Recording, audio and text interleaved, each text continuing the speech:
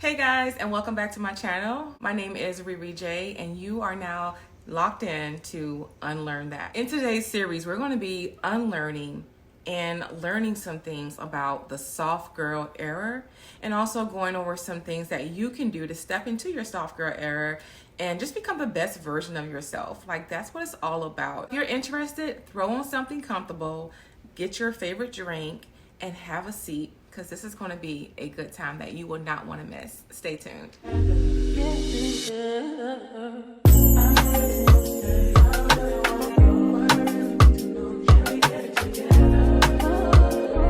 Alright, so before I jump into this series, I definitely want to give a shout out to our sponsor, who is BTR Box Nails. BTR Box Nails is the GOAT right now, guys, in press-ons. They have very high quality press-ons. I have them on now, if you can see. I absolutely love them. They are sturdy, and it almost feels like I went to the salon to get my nails done. They also last up to 2 weeks, and I'll also have the link to the glue that I'm using to secure my nails. So if you're a babe like me who does not like going to the nail salon to get your nails done, you definitely want to try them out. This packet that I have in my hand actually is 300 pieces. The nails come on a grid like this, so that's pretty cool. You will not be disappointed. They also have the directions on the back of the box as well. Top tier press-ons. So again, thank you BTR Box Nails for sponsoring this video. Guys, if you are interested in getting some nails, or even just checking out what kind of styles they have other than this style, definitely click the link down in my description box below to check them out. What is soft girl era? A soft girl era is when a woman trade living in survivor mode for a more peaceful lifestyle. During this era, a woman tends to push her masculine tendencies aside and allows her femininity to take over softly and unapologetically. I absolutely love that for us women. Like, get into it, okay? That makes my heart smile, just thinking about how so many women out here has been in survivor mode for so long, and finally there's something that they can relate to help change their mindset. We deserve it. Ooh, soft girl era. You know, I really do feel like the soft girl era can be paired with the Proverbs 31 woman. I absolutely love Proverbs 31 and how it talks about what a wife looks like and what to look for. And you know, the Proverbs 31 woman, she goes and she feeds her family. She makes them clothing. She loves God. She's God-fearing. She's virtuous. She's faithful. You know, her children call her blessed. Her husband calls her blessed. She's a helpmate. You know, she's all these beautiful things, you know, and I would love to see that softness that's exuded as well. That's why I say it could be paired greatly with the soft girl era. If you look online, soft girl era is kind of looked at as an aesthetic or a trend or a certain look, you know. It's not really giving a lot of detail as to what it truly means. I know for a fact that soft girl era is so much deeper than a look. By taking care of yourself, of course, that's going to make you look good. You're going to shine, you're going to glow because you're pouring into yourself.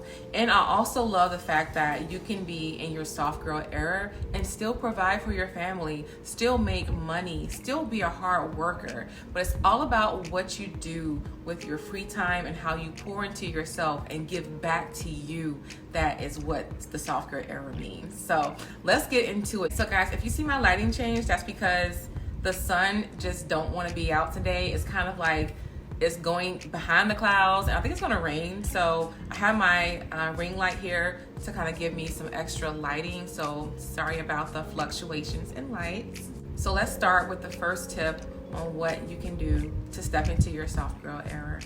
The first one is spiritual growth. Spiritual growth is top. That's number one. That is a must. And like I said in my previous video, it doesn't matter what religion you believe in, who you believe in, but it's always so important to be rooted in some kind of faith. If you don't believe in nothing, you will fall for anything. And in your hard times, what do you have to anchor you? In your difficult moment, what source are you tapping into for your strength? It is so important to be a praying woman, not only praying for yourself, but you got to pray for your family. We are dealing with spiritual warfare out here. And if you don't stand for anything, if you're not rooted in your prayer, in your fasting, in your tithing, and being faithful to God, having that relationship with Jesus Christ, how are you going to be able to cover your family when the enemy attacks? Proverbs 31 also says, favor is deceptive and beauty is fleeting, but a woman who serves the Lord and is fearful of God should be praised. She should be praised because she is keeping the family covered. She is praying for her family. She is tithing and fasting for her family against spiritual warfare. That is number one. If you don't know how to start with your spiritual growth, all it takes is just talking to God. Like I'm talking to you. Hey, God, it's me. And you just continue on and talk to him. I have my best conversations with the Lord in my car, believe it or not, and in the shower. And God comes to me in my dreams all the time. He always lets me know that he is with me and my family because I'm always talking to him. Just having a simple conversation with God and asking him to come into your life and come into your heart and come into your mind is enough. He will hear you and he will answer your prayers. Just that one thing to start. Are you guys still there? Okay, good. Number 2, keeping up with your health and your physical appearance. Now, I feel like when you take care of yourself in a healthy way, you eat right, you go to the gym and exercise, the beauty part will come. But what I also mean is keeping yourself up, keeping yourself clean, keeping your nails, if you don't want to get them done, keeping them clean, keeping your feet nice and clean, smelling good, just really taking pride in your body. That will show and you will just be beautiful by default because you're taking care of your health, and that will show in how you look as well. So some ways that you can get started with taking care of your health and your physical health is, the first thing is start by looking at your diet. Now listen, I don't say no to a cookie. I don't say no to good food, but I'm also very aware of how much I'm consuming.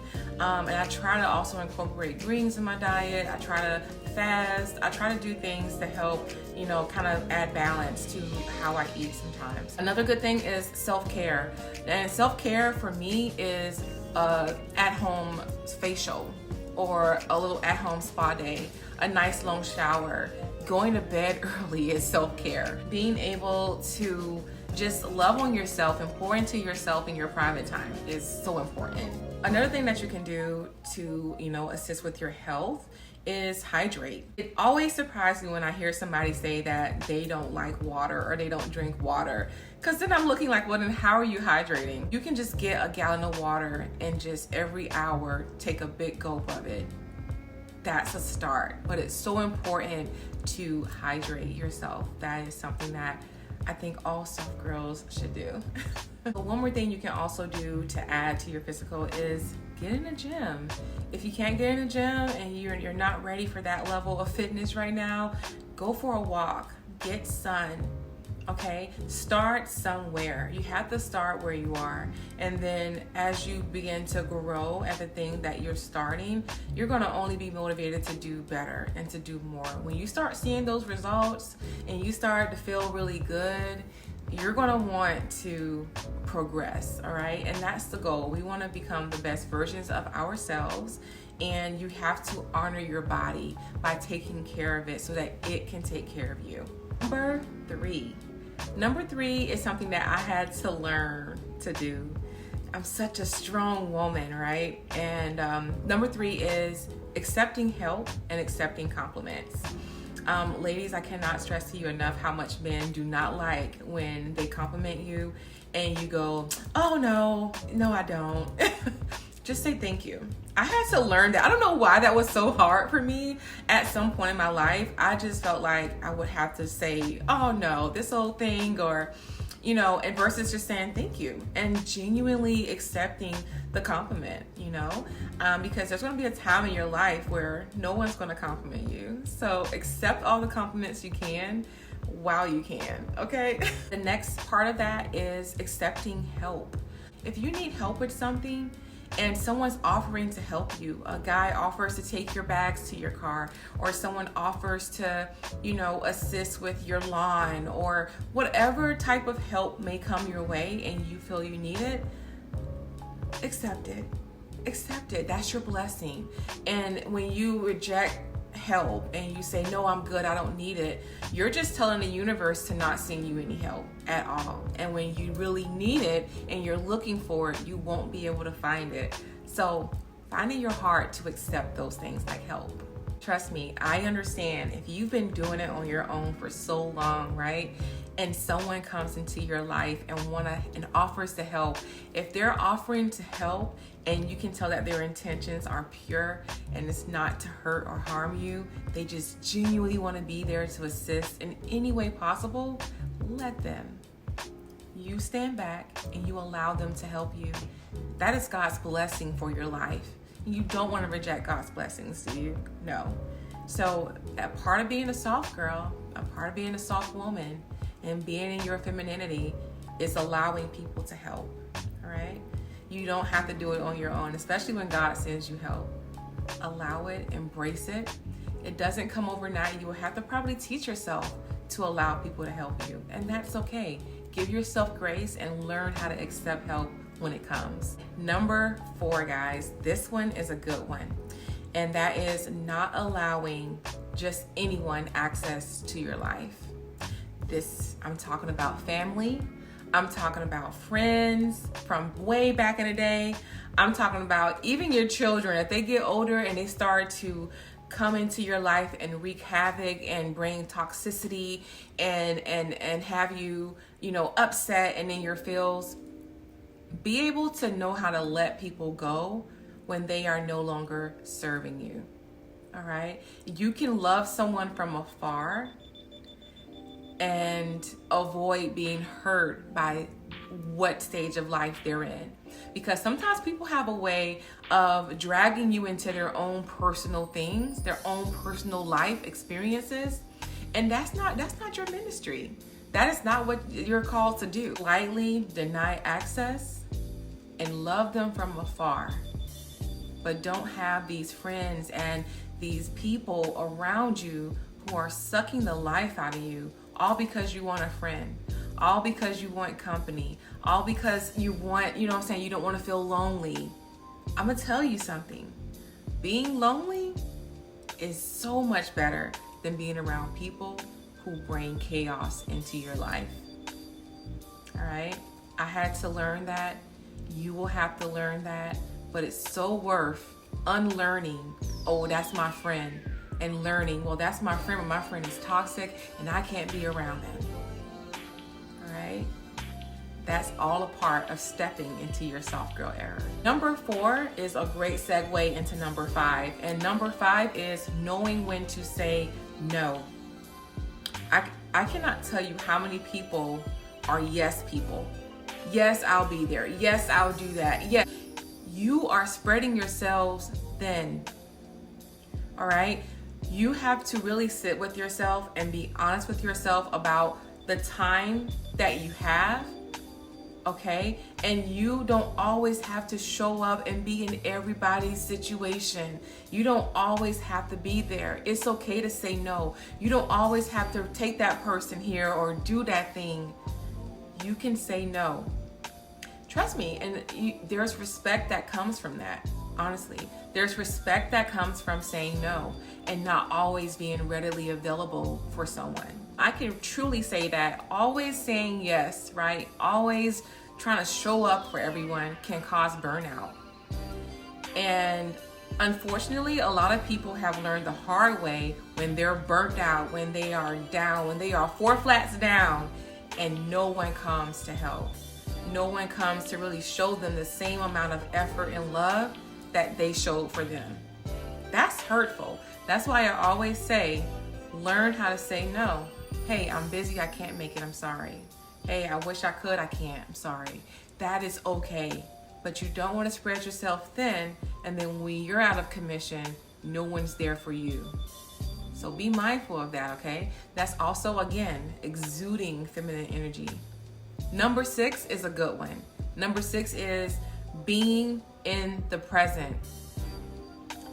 I had to learn this, and I'm still at this big girl age of 40, still trying to learn how to be present. Be in the present. A feminine woman is not thinking about the past. A feminine woman is not thinking about the future.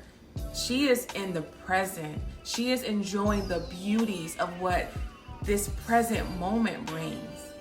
When you're in the past, that causes anxiety.